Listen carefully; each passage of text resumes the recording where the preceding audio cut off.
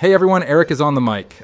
Today we're going to discuss what might have happened to Tommy Vercetti after the events of Vice City. I've noticed that a lot of player theories seem to be pretty bizarre and unrealistic.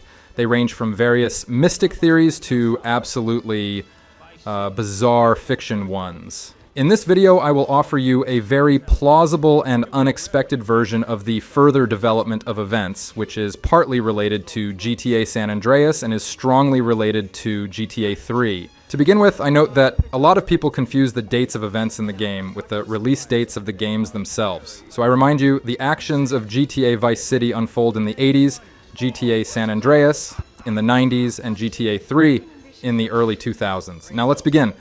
Tommy had taken over Vice City by the end of the 1980s. He basically took over the entire city and gained control of pretty much all drug trafficking and real estate there. While the drug trade isn't mentioned much, it's obvious that it was Tommy who was in control, as he himself makes it clear in the game's finale that he is a drug dealer. Vercetti is known to be a character with great ambitions, always striving for new heights and ready to go head over heels to achieve his goals. Do you think he stopped when the whole city was under his control? I'm sure he didn't. Tommy was smart enough to realize that profit from his illegal business would not last forever. Although he did not ignore the new opportunities in the legal business. Yeah, of course, it was his main priority, particularly real estate. Remember that Avery Carrington helped him with that a lot, and after Avery helped Tommy, it was time for Tommy to return the favor. And how did that work out? In 1992, at one of the casinos in Las Venturas, there was a neon sign with Avery's name on it shining. But what does this have to do with Tommy, you ask? After all, it would seem that Avery could have built the casino himself.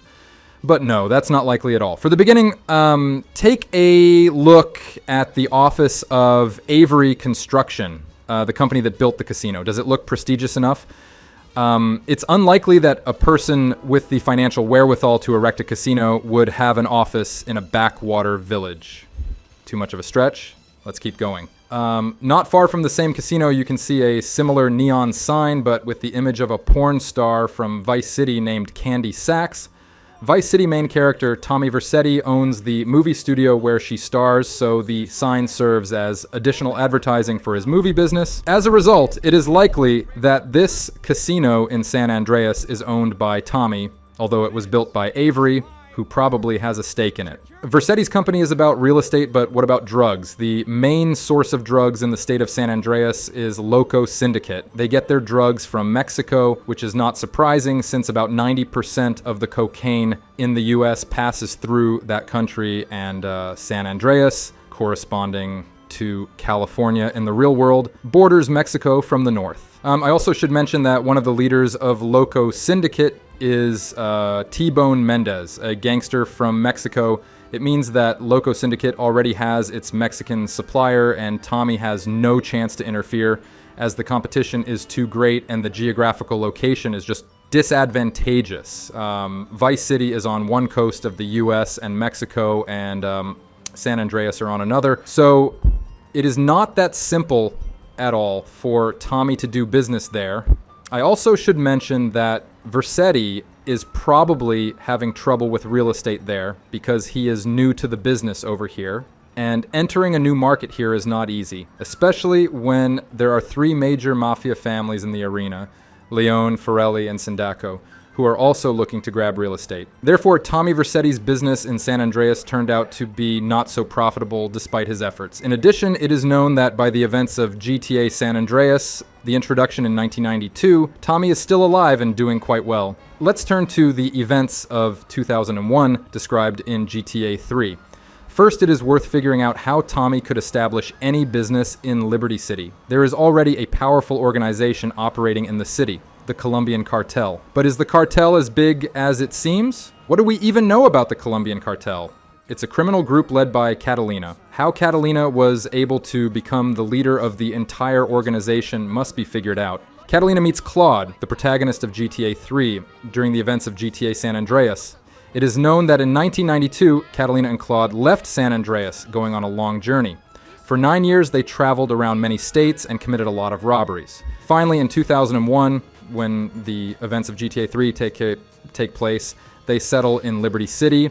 There, Catalina meets the Colombian cartel and unexpectedly becomes its second leader. Miguel, the first leader of the cartel, has been climbing from the bottom to his position for years, and then Catalina appears, about whom no one knows anything, and instantly becomes one of the leaders. Doesn't that seem odd? Let me explain where I'm going with this. How did Catalina manage to take over the cartel? Well, we need to understand who the original cartel leader, Miguel, was. We don't know much about him, but one thing is clean. He wasn't a great leader, having once failed to make a deal with the Leon family. The cartel needed a stronger leader, but it was not easy to find a worthy candidate.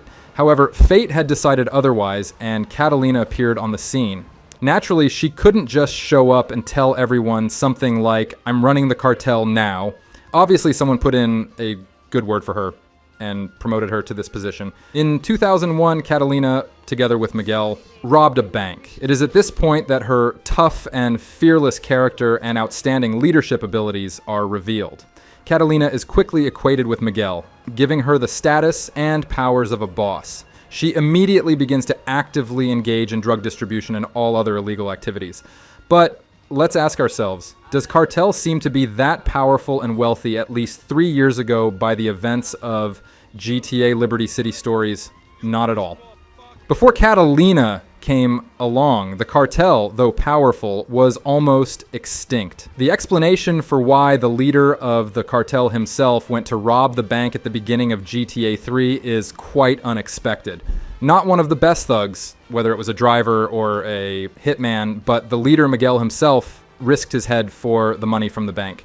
After all, the question of successful spank and weapon trade depended on the leader's life. He would not have had to take such a risk if there wasn't a huge reason for that. All of this points to serious problems of the cartel's business. But then, how did their business get to such a big scale in a short time? Where did the latest drug, which requires the best chemists and significant financial outlay to produce, transport, and distribute, come from? Where did the weapons come from? Perhaps there is another organization above the cartel, otherwise who spotted and promoted Catalina to be leader. It is unlikely that Miguel himself did that, as he realized he would sacrifice his own influence in the cartel for that. So the cartel needs partners who can finance their activities. The only such partner is Panlantic Construction. The cartel is involved in Liberty City real estate together with this firm. Wondering who runs this company, it is none other than Avery Carrington, who previously received funding from Tommy to build a casino in Las Venturas, as well as his former deputy, Donald Love. A remarkable coincidence, isn't it? The truth over there is simple. In fact, Panlantic Construction and the Colombian cartel are run and financed by Tommy Vercetti. Funny, isn't it? It was Tommy who put Catalina in charge of the cartel. He may have found out about her through Miguel, but one thing is clear. A random woman couldn't suddenly take over a criminal organization. Tommy somehow found out about her and placed her in that position to put things in order, as she looked ambitious enough for such a position. It does look plausible. There are too many coincidences for it. Isn't that enough? All right, let's move on. Interesting fact, Tommy Vercetti completely appropriated all of Ricardo Diaz's business. The Diaz gang and the Colombian cartel have a lot in common. Both gangs came from Colombia and are involved in the illegal drug trade. There is a high probability that previously it was Diaz's gang that provided the drug supply and funding to the cartel. Now that Diaz is gone, Tommy has taken his place and controls the entire business. The prototypes for Vice City and Liberty City are Miami and New York, respectively. And if you look at the map, it's clear that it's much easier to get drugs from Miami to New York than from Mexico. Thus, unlike San Andreas, Tommy here had less competition and more favorable conditions for the business development. In the game Liberty City Stories, a Colombian cartel can be found, and the cartel members utter one interesting phrase. I had a mansion in Vice City. This begs the question, why was he there, and what mansion in Vice City is he talking about? The answer is obvious. It's about Vice City 1. So this is the hidden storyline that connects all the games of the 3D universe, and now we know that in 2001, at the time of the events of GTA 3, Tommy Vercetti is still alive, full of energy, and continues to lead his empire, expanding its influence. And that's the end of my story. Write in the comments what you think about this theory, what you agree and what you disagree with. Subscribe to the channel to not miss new videos. See you soon.